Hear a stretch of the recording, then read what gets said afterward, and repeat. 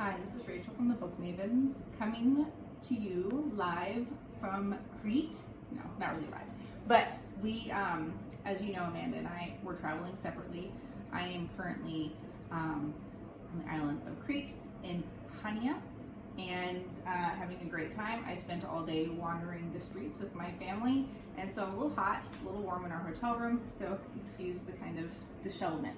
But I wanted to talk to you about the books that I managed to read during our time here thus far. I do go home on the 19th, Father's Day, so I do plan on finishing all of the books that I brought. You guys know, those of you who watched our previous video, that I had quite a hefty stack. So I'm going to go through this with you and also talk a little bit about what happened on my travels. If the camera shakes a little bit, it's because my sister's helping me out and she's holding the phone and filming it for me.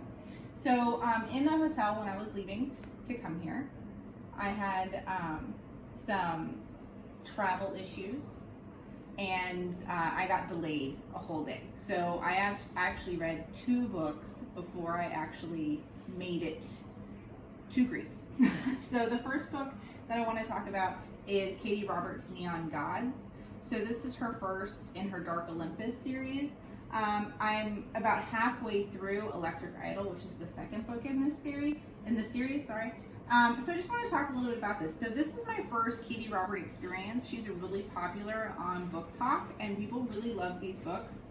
I'm not in love with these books. I found them to be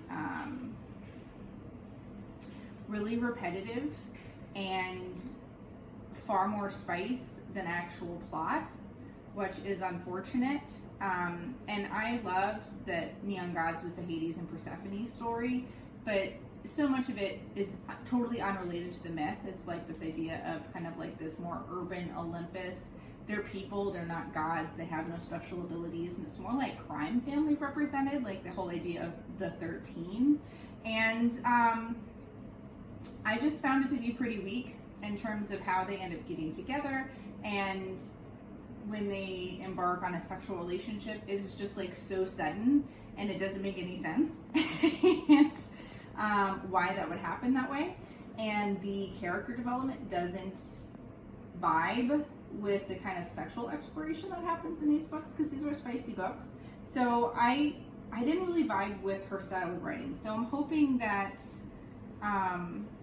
like some of her other ones, she has like a Wicked Villain series that I also have ordered. I had pre-ordered. So I don't know if Katie Robert is the author for me. So I would have to say, like, if I was going to give this a rating, like a star rating, I would give it maybe like a 2-star.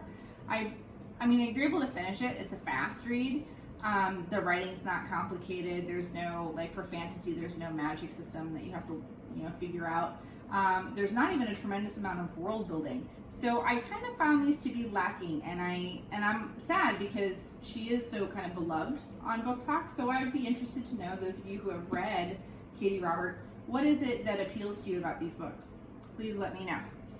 So the next book that I read, also before I got to Greece, I had my horribly huge layover, I started Scarlett St. Clair's A Touch of Darkness. Now this is also a Hades and Persephone story, and this was written much better. Now I already read Scarlett St. Clair's King of Battle and Blood, and I really enjoy her writing style. They're spicy, but there's also a lot of plot.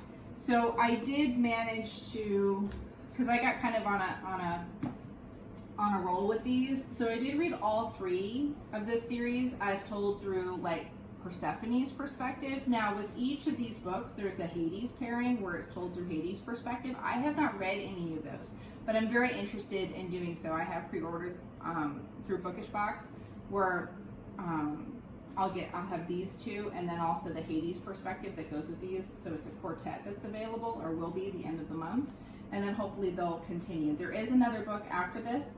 This ended on a huge cliffhanger. Oh, by the way, any of you who are thinking about picking them up, definitely does. Now these are more associated with Greek mythology. They are actual gods and goddesses. They have power, but it's in kind of an urban setting, which is interesting.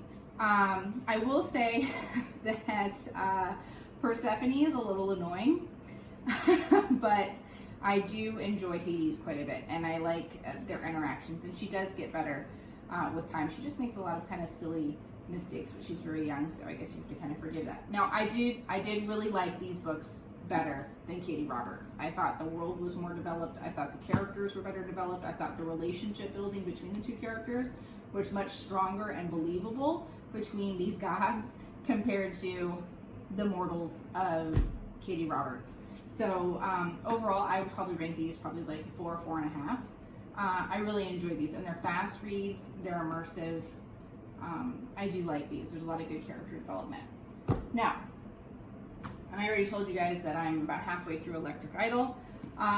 Once again, just like with Neon Gods, the relationship, I just don't, it's not believable to me. I'm struggling with it. I don't even know if I can make it through Wicked Beauty, which is the next one. So I do have these. I do have the Bookish Box special editions of these, and I don't think I'm going to hold on to them, unfortunately. I will never go back to these books. Let's see what else. I read Lore on the first part of our journey, where we spent about 7 days on a boat cruising around the Aegean Sea, and we visited several Greek islands, which was really fun, and I'll talk about that in another video. We are trying to build our Instagram, so I will post some pictures of our vacation so you can kind of see where we went, and I'll talk more about these books. But I did read Lore while I was on the boat, and I really liked Lore. I didn't realize that Alexandra Bracken also wrote, what's the name of that series? The Darkest Minds, that's right. I didn't realize that it was the same author, so that was kind of cool. I do really enjoy her writing style, and I really love the world building with this, about there being competition, where gods are mortal for 7 days, and that you have these families associated with these gods, and that you could kill the gods and then absorb their power and become the new god, the new Artemis, the new whatever. Such a really interesting take on everything. Very, very cool. I really enjoy this. I will say that the ending is a bit rushed, and I wish that they had fleshed that out a little bit more. I did make my whole family read this. My sister hasn't finished it, but my mom and dad read this, and they thought it was a little YA. I would consider this more new adult than YA, just because the situations they're in, the level of violence, I would say is more new adult than young adult. But very, very good.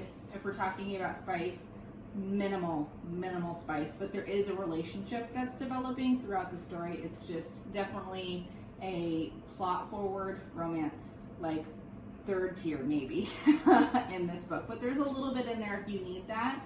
It's there. But these are this book is very good. I do believe it's a standalone. They certainly wrapped it up to be a standalone, but I would definitely recommend picking it up. It's a great little adventure story. It's very fast paced. It's easy to finish. The other one that I finished, I did read Lore Olympus. I read this in one afternoon during our time. We spent a few days in Athens, and so we had a few hours in the afternoon, and I just zipped right through this. Now, I am like Amanda. I have not watched the webtoon, so some of you guys may have been watching the webtoon, so you already are very familiar with this. I know there are multiple volumes, I think volume 2 is releasing the end of this month or maybe next month. So I'm looking forward to picking that up. Like I said, I haven't watched the webtoon, but this was so cute.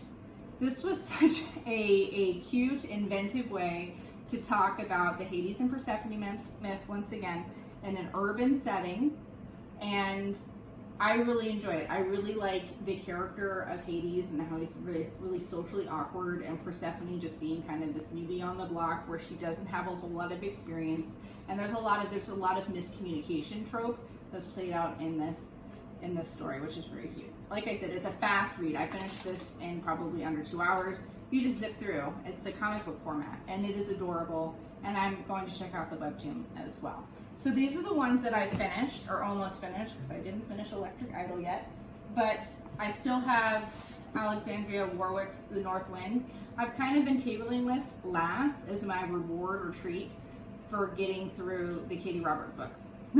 Not gonna lie. So this is going to be my next read.